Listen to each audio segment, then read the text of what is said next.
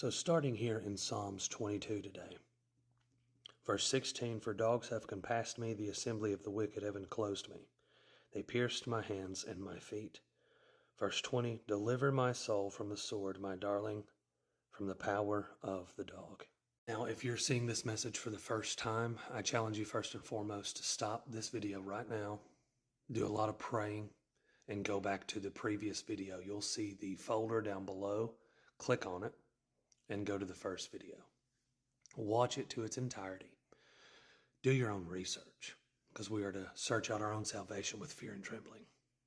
And then come to this video. While during the annual sacrifice of the dogs, the geese were adorned in gold and purple and trotted around as heroes. But the dogs, while alive, were sacrificed on a cross. But before that, because they were considered enemies of the state, they had to endure the scourging. This is Matthew 27, verse 26. "Then released he Barabbas unto them, and when he had scourged Jesus, he delivered him to be crucified." Mark 15:15, "And so Pilate, willing to content the people, released Barabbas unto them, and delivered Jesus, when he had scourged him, to be crucified." This is Luke 23:25, "And he released unto them him that for sedition and murder was cast into prison, whom they had desired, but he delivered Jesus to their will." And then John 19, verse 1, "Then Pilate therefore took Jesus and scourged him." So this is in part of the message that I shared yesterday, the punishment of the dogs. Binding and striking probably had a religious dimension. This was present also in other Roman rituals. And going on down to the bottom here, although the dogs are not said to have been beaten, the punishment of the dogs shares some elements with the traditional punishment at the stake, so those that were on the cross. And we read here, the punishment was distinct from crucifixion, which was reserved for slaves during the Republican era. Scourging at the stake was a sentence for treason. This again, in part, is part of the ritual or the punishment of the dogs. In the early days of ancient Rome, this was a form of capital offense or high treason, although it's not well defined. The law of the 12 tables orders that he who has stirred up an enemy or who has handed over a citizen to the enemy is to be punished capitally, or capital punishment. So again, the dogs were punished for their high treason against the state. They were enemies of the state. This is basically referring to the cat of nine tails. The Romans would, according to the custom, scourge a condemned criminal before he was put to death. The Roman scourge, also called the flagrum or the flagellum, was a short whip made of 2 or 3 leather oxhide thongs ropes connected to a handle as in the sketch above. The leather thongs were knotted with a number of small pieces of metal, usually zinc and iron, attached to various intervals. Scourging would quickly remove the skin. According to history, the punishment of the slave was particularly dreadful. The leather was knotted with bones or heavy indented pieces of bronze. Sometimes the Roman scourge contained a hook at the end, and it was given a terrifying name, scorpion. The criminal was made to stoop, which would make for deeper lashes from the shoulders to the waist. Now I'll take you to Deuteronomy 25, verses 1 through 3. "If there be a controversy between men, and they come into judgment, that the judges may judge them, then they shall justify the righteous and condemn the wicked. And it shall be, if the wicked man be worthy to be beaten, that the judge shall cause him to lie down and to be beaten before his face, according to his faults, by a certain number.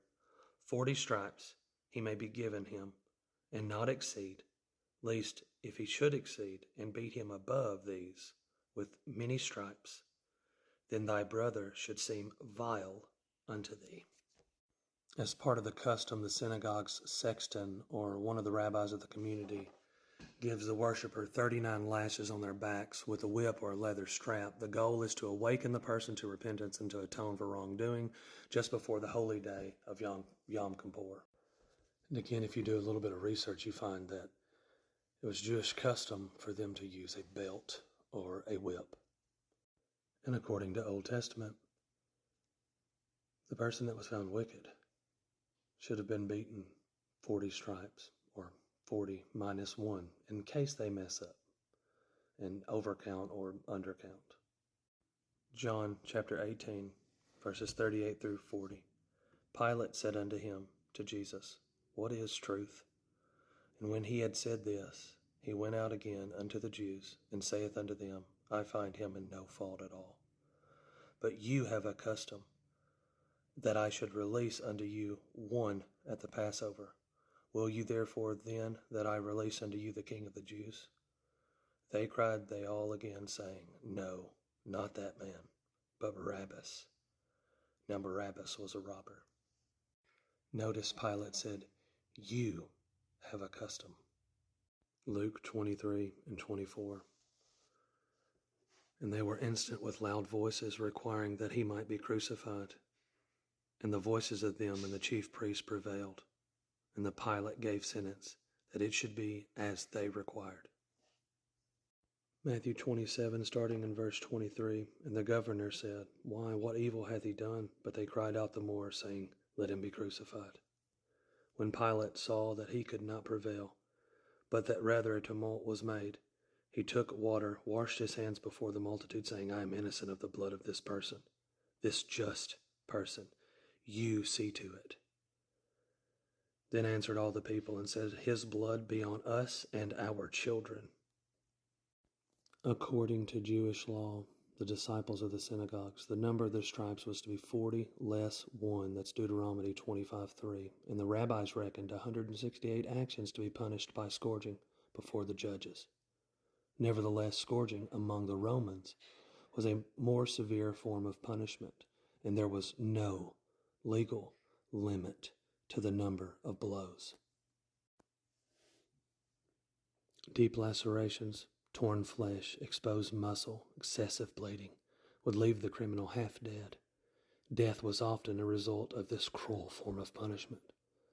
Though it was necessary to keep the criminal alive to be brought to the public subjugation on the cross, the centurion in charge would order the lictors to halt the flogging when the criminal was near death. This coin here, notice on the above ancient Roman coin, the flagellum is the symbol of the soul, the sun god. This is Sol, the sun god. Looks familiar. We see also in 2 Corinthians 11:24 how often Paul was whipped for the Jewish custom. But Jesus wasn't whipped by Jews. Jesus was handed over to the Romans. They had no legal limit. They didn't keep Jewish customs. Isaiah 50 verse 6, I gave my back to the smiters and my cheeks to them that plucked off the hair. I hid not my face from the shame and the spitting. Isaiah 52:14, and as many as were astonied at thee, his visage was so marred, more than any man, and his form more than the sons of men. Astony means filled with the emotional impact of the overwhelming surprise or shock. Visage or visage means someone's face, and marred means to destroy, disfigure, or damage. We're not told how many times he's whipped, because we don't know. Isaiah 53:4-5, surely he hath bore our grief and carried our sorrows, yet we did esteem him stricken, smitten of God, and afflicted.